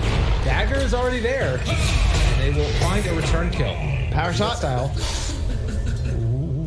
Yeah. Wait a minute. Power shot? Radiant's courier. Nah, he's gonna bottle anyway, so. And they're signaling they want to go right back in with that Sonic Wave now as they're going to run into Chris Luck in the river. Shackle connects. Hookshot too, and the wave, again, they don't need it. Yeah. Nice morph there from MNZ. The early one helping to take the kill and transition that into a tier 1 tower push mid. But up top, a dark threat looms. Right. Smoke pours from Mordor as his armies assemble. I mean, they need to be able to keep these towers alive, though. This is sort of that big, scary thing towards the end as Schofield tries to make the move over, but gonna clear the wave. Hector farms, Hector runs. Matthew, It's the same level as Matthew. Actually, he's not keeping up with those other cores as effectively as he would want, but he does have a Midas at least. Now that almost makes it worse. Yeah, that's true. Mid lane, I saw about MNZ, but no additional damage there as he heads in towards the Lincolns because he's against a Bat Rider and a Wind Ranger. So that's very good. Even the CK. Shot. See Chris Luck again. He is just not long for this world. Sun comes out. Schofield trying to interrupt. Not going to happen. Avalanche afterwards. Schofield nowhere to go. Meanwhile, Stinger makes the move over with Frank. Whisper nearby as well. Trying to bring these heroes down. Oh, is that Leo Styles music? Chase down Frank. Leo Styles, Sonic Wave available. Hits it on the 3. That's a good start. Oh, God. Can they find any more afterwards? MJZ taking damage from the tower, but it's not quite enough. Schofield, Avalanche, Leo Styles still living. They turn onto the Tiny, and he too will fall. Everybody dead but Hector. I've never seen such a game served up on a silver platter like Leo Styles, man. He's just, I mean, obviously it's very good credit to just the communication the team's having, but they're making his life look so easy. Yeah. From his own hard work in the mid lane to make it good to just like rotating these team fights where it's all just set up for him. All the spells are already spent. He just blinks in, throws out a sonic wave, and then he essentially just walks through and screams at people. It's been really, really good so far. These last couple minutes in particular for Thunder Predator. And it just feels like there's nothing really coming online right now for Beastcoast. Some of that I think is like this Wind Ranger that died 4 times, and it feels like 2 or 3 within the last couple of minutes. And his game hasn't even felt that bad necessarily though. Like the double kill in the river and then the pressure down bottom under the tower. But then just like losing a couple of allies as well, and then he's dying 4 times overall. But we don't talk about that. Yeah. Whisper having a hard time securing a lot of kills too. 2, 5, and 3 on this Bat Rider. But we've said that before at this point in the game, and then Whisper has just like crushed the rest of it. So biding his time here. Schofield. Another avalanche, and he too will die. So they're doubling him up in kills now. Things are really falling off the rails. And now they got him. Under fire, in some trouble. Doesn't have his ulti for another 7 seconds. Looking for deny, not gonna find it. Leo Style gets the big boy. Godlike on this Queen of Pain. He's having a super clean game. Just a great series so far from Leo Style. I mean, even in that loss on the Kunkka, what do we say? He pretty much had a perfect game despite them losing. He was like 9-0-6 right before he died at the end of the game. Whisper now also in trouble. Dude, these aggressive, crazy deep wards, they're just destroying him. Sonic Wave comes out, Stinger trying to bottle through and live. Matthew pops the cogs afterwards, doing some pretty good damage actually. So the scrappy engagement comes out, and Leo Style blinks in aggressively for this one. But there's no chance or way to follow up and punish this. Yeah, if Hector's not going to rotate and Chris Luck's down, that's really the only other threat to Leo Style at the moment. Pretty much it's just a focus fire. It feels like you can kill him. This game is very, very good right now for Thunder Predator. Like, they've got Lincoln's now done on the Morphlane, going back for the E-Blade afterwards. It's almost at the faded 96% though. Is it? This is what happened last time. It's 94. It went back down. It was 95. I'm getting the feeling though that they have the damage to deal with them, at least at this point. Isn't that exactly what we thought last time? It is exactly what we thought last time. That's what sort of screwed up my brain a little bit. They have like a Gyro, an Underlord, an Invoker. Like, oh yeah, these illusions. They'll fall by the wayside. They won't be a threat. And the lead is suspiciously small once again. It was kind of the same thing. It was like a 5K lead. And you looked at it and it's like 97%. One shot in. Matthew in trouble. Oh no, excuse me. Chris Luck in trouble. Yeah, because that's the core. Matthew's the support. And he's the one alive. Oh, they get him in Z-Dome. Schofield snatches one. That was so necessary for Beastcoast. They need other heroes to come online to do this. That just gave him Blink. That was 600 gold. That was so necessary. Was he Invis or something? He must have been Invis. It's the only thing that makes sense there. I don't see an Invis rune though. So yeah, haste rune on Leo Style. Damn, dude. You don't get that kill, and this game is over in like 5 minutes. It still could be, to be honest. I'm just gonna throw out the dagger. Hook stomp now onto Matthew. Push back. Well, good silence there with the Orchid. And Matthew should be able to escape, but Hector, he's showing up apparently. They've got the Spirit Vessel on him already though. And the slowdown from the Poison Sting. Trying to find one, can't get onto MJZ. They pull Matthew away. Avalanche toss back. Okay, the beginnings of a fight. They bring down another. The huge amount of damage. MNC Avalanche toss as he jumps in. That is the Morphling they needed. Beautiful shot. And Chris Luck. Oh my god, he just jumped out of there. I can't believe that just worked. MNC had adaptive, but Queen blinked, so they didn't get the angle around the tree.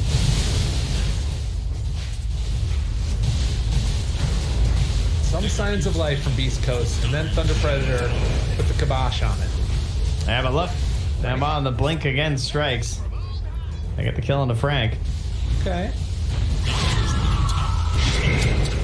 And I guess the big sort of tipping point is going to be, can they like go high ground and end the game on Thunder Predator? How do they close this out? Because they've built up this lead. It's getting a little scrappy back and forth now. It feels like it's still in hand, but how do they put the nail in the coffin? All right. Well, if I'm in this game, what am I thinking? We're so far ahead. Like, surely we're gonna win this. So everyone's feeling a little bit confident. But you're thinking about Roche, right? That's gonna be on the list. You're probably thinking about BKBs. Okay.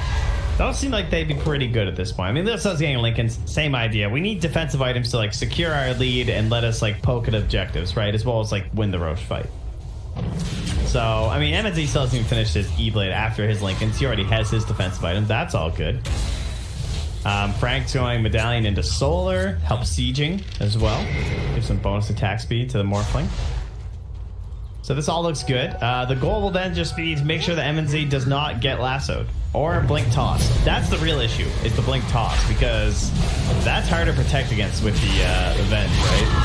Yeah, only that level 1 swap right now for MNZ, as Roche is going to be taken. But there is no way to really deal with this, I don't think. But maybe they can do something on the Matthew. Yeah, it's too scary. They just need to wait it out now. Double edge toss, power shot afterwards. Okay, never mind. They get a pick off. How much HP is that? Was he at full HP? I think so. That was tough. Alright, well, he took 900 damage from neutrals. But that must have been from tanking Roche, was it? Yeah, it's the only thing that makes. Yeah, he took a bunch from Roche. But he's still like 1100 HP when they jumped him. Bottom lane gonna be pushed in. Illusions are here. We'll claim tier 1 tower. Game still looking quite good for Thunder Predator with this Aegis in hand, and survivability items also ready to go. Leo style. Almost done with the Lincoln Sphere now.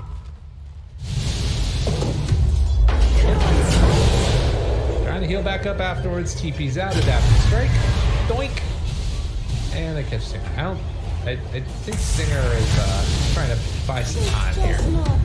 I got a little bit extra. Ooh. Tried to go into Leo style.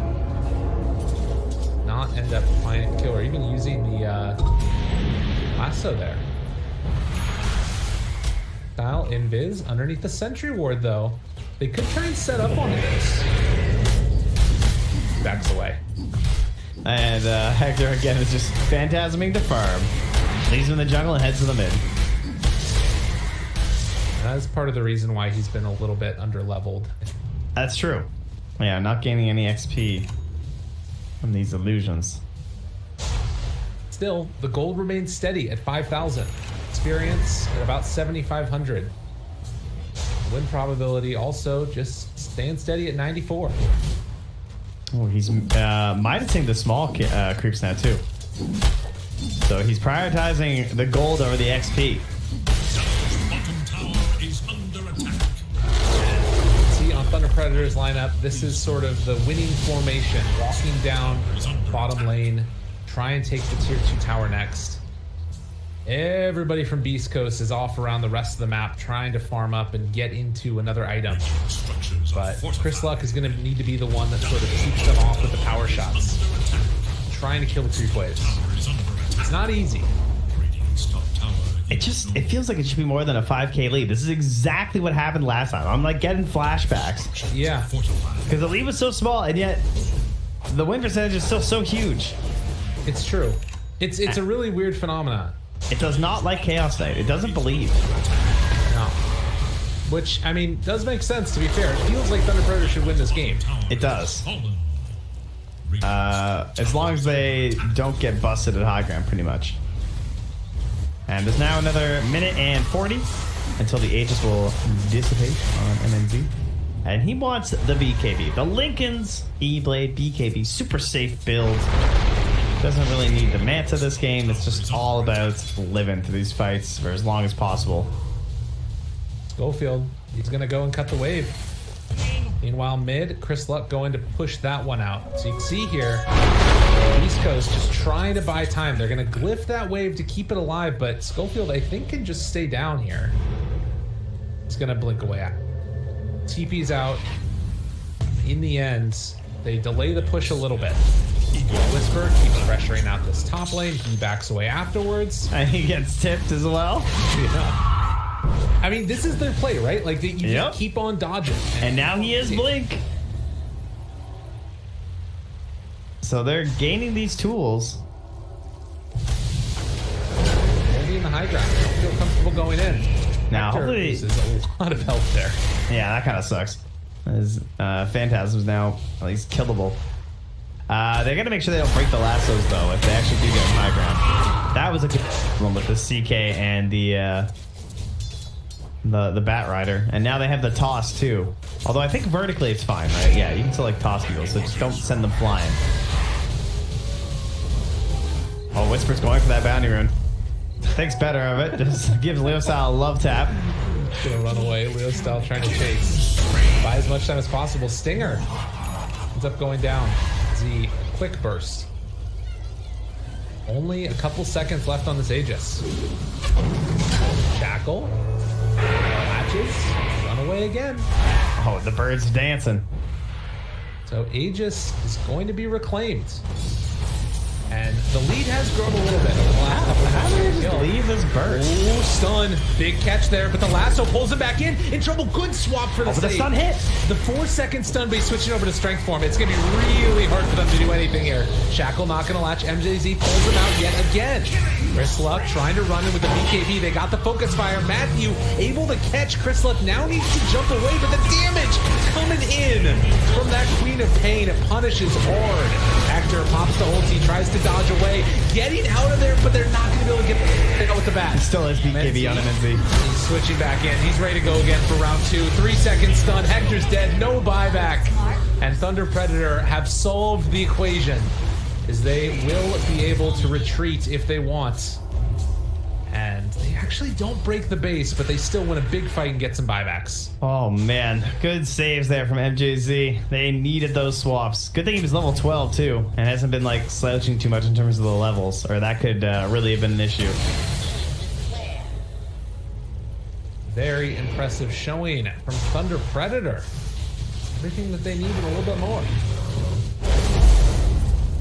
Spur, again, going to cut waves. And they have a queen and a clockwork. There's the flare, but he's out of there. Oh, they got a blink though. They got another one down here. Schofield's on the way. Flare in 3 seconds. Dude, they know exactly where he is. Oh, Glimmer. Hello. Secret agent man. Schofield is so good. Oh, Matthew's on it though. Yeah, he's like, he must be down here somewhere. Oh my god. And he jumps away. Yeah, but Matthew, will he YOLO it? Oh my god. Oh, the courier. He's going in. Spots it. Oh my god, it's the courier. Dude, Schofield, you're insane. Hook shot's gonna land though. And it might be the end finally. Poor old Schofield. Oh, toss.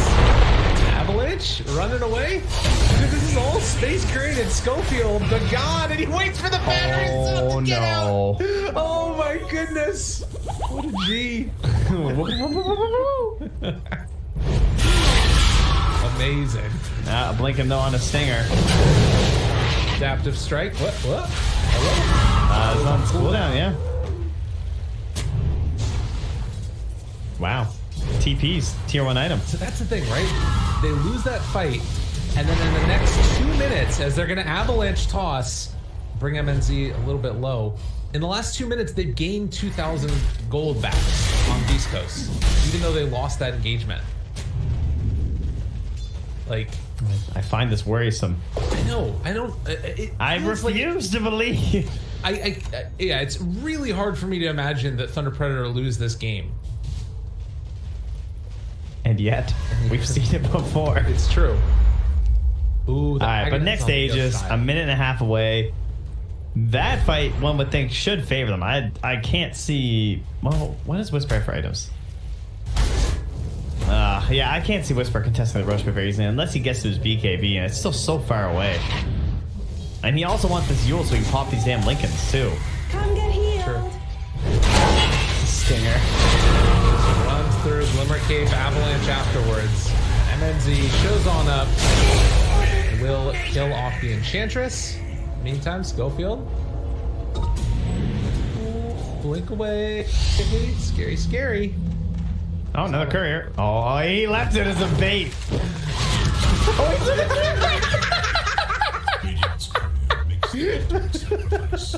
Dude, Schofield's the man. I love this guy. Whisper, in the meantime, is going to go down to Frank. So they can't quite get him. Matthew, but wait, Schofield Matthew might get the last laugh. Continue their eternal battle. He's like, I know the play now. I'm going to deny that, Cogs. And Schofield trying to run away. Hook shot. Ooh, jokey jokey. Yule Scepter lift up. Glimmer. Ooh, run away. And now I think finally he's going to be in some trouble. Ooh, ooh. No. Oh. How does it keep Oh my god. How does it keep on happening? What? Alright, they're gonna win. That's destined. How? I mean, they don't have Whisper right now. I don't know. This is looking pretty hard to deal with. Avalanche onto 2. Stinger, Glimmer, living. They have also a repair kit. And now Chris Luck's not even there. He's down farming. They almost have heart on Hector. Okay, Roche is up though. Surely. Surely. This is fine.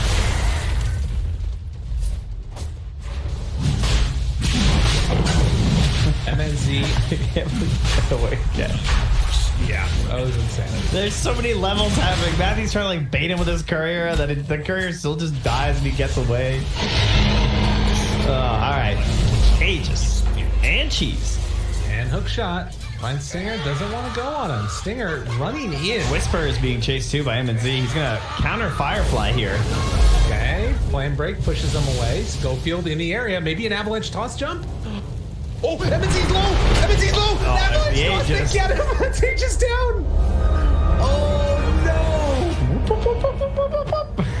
Dude, Schofield single-handedly putting the team on his back, and now Hector in with the BKB turn onto Frank, trying to kill him all. Finds one. Can they find any more? He's just gonna try and BKB TP out. Good choice. Stinger will die.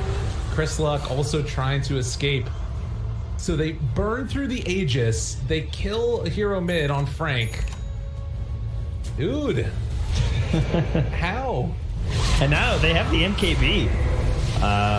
Onto Chris Luck too. And the fact that Whisper lived, now he is Yule, so they have to pop him. Like, it's still so hard. Like surely. Swap, Schofield in some trouble. Try to go for a toss play. He's in trouble. Reality Rip pulls back in. Now pulling the Venge. 4-second stun with the lasso. Repair kit. It's working. Dude. I mean, they're still winning on Thunder Predator by every metric imaginable. As Enchantress. He still has Avatar. Oh, Sonic Wave. Stinger still barely living, but they will be able to find the finish with the Avalanche toss. Now switch back into the tiny Schofield.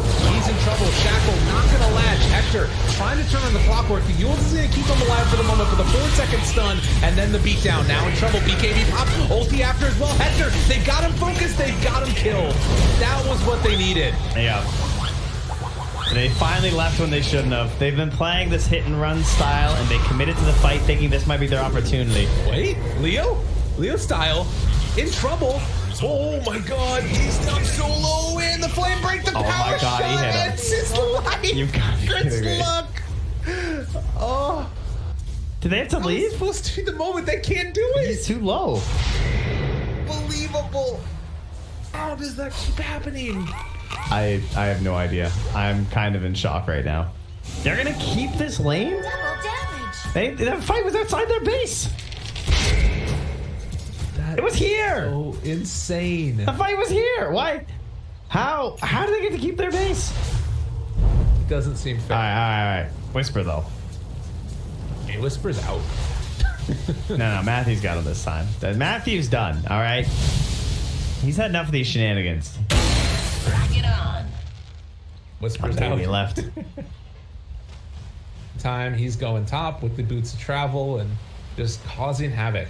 The amount of time they're spending just like dodging the fights and able to get away from trouble, it's just, it feels like the game should have been over 4 times now, and they're still keeping it somewhat close. Yeah, he has a heart recipe. He has the money. He can buy heart right now. See if he's gonna do it. What is he waiting for? Alright, he's gonna buy it. Okay, I thought maybe he's like thinking about buyback or something. It looks like they've solved the problem. Bring 2 heroes. Although you say this. Oh, yeah, okay, he's dead. They got dead. So they bring down Schofield. That was a good time for a 5-man tip. Although that would actually be giving him props, so maybe you're kind of too tired of him for that. There's no buyback on Schofield either. They're gonna get 2 bounties though. Oh, it's cooldown. Oh, okay, yeah. They have heart done for CK, but this is finally the time, I think, for Thunder Predator. Do they have any more repair kit charges? It does appear that they do. How do they take this engagement? It's really hard to make this work. Still burning through creep waves, hitting onto the tower.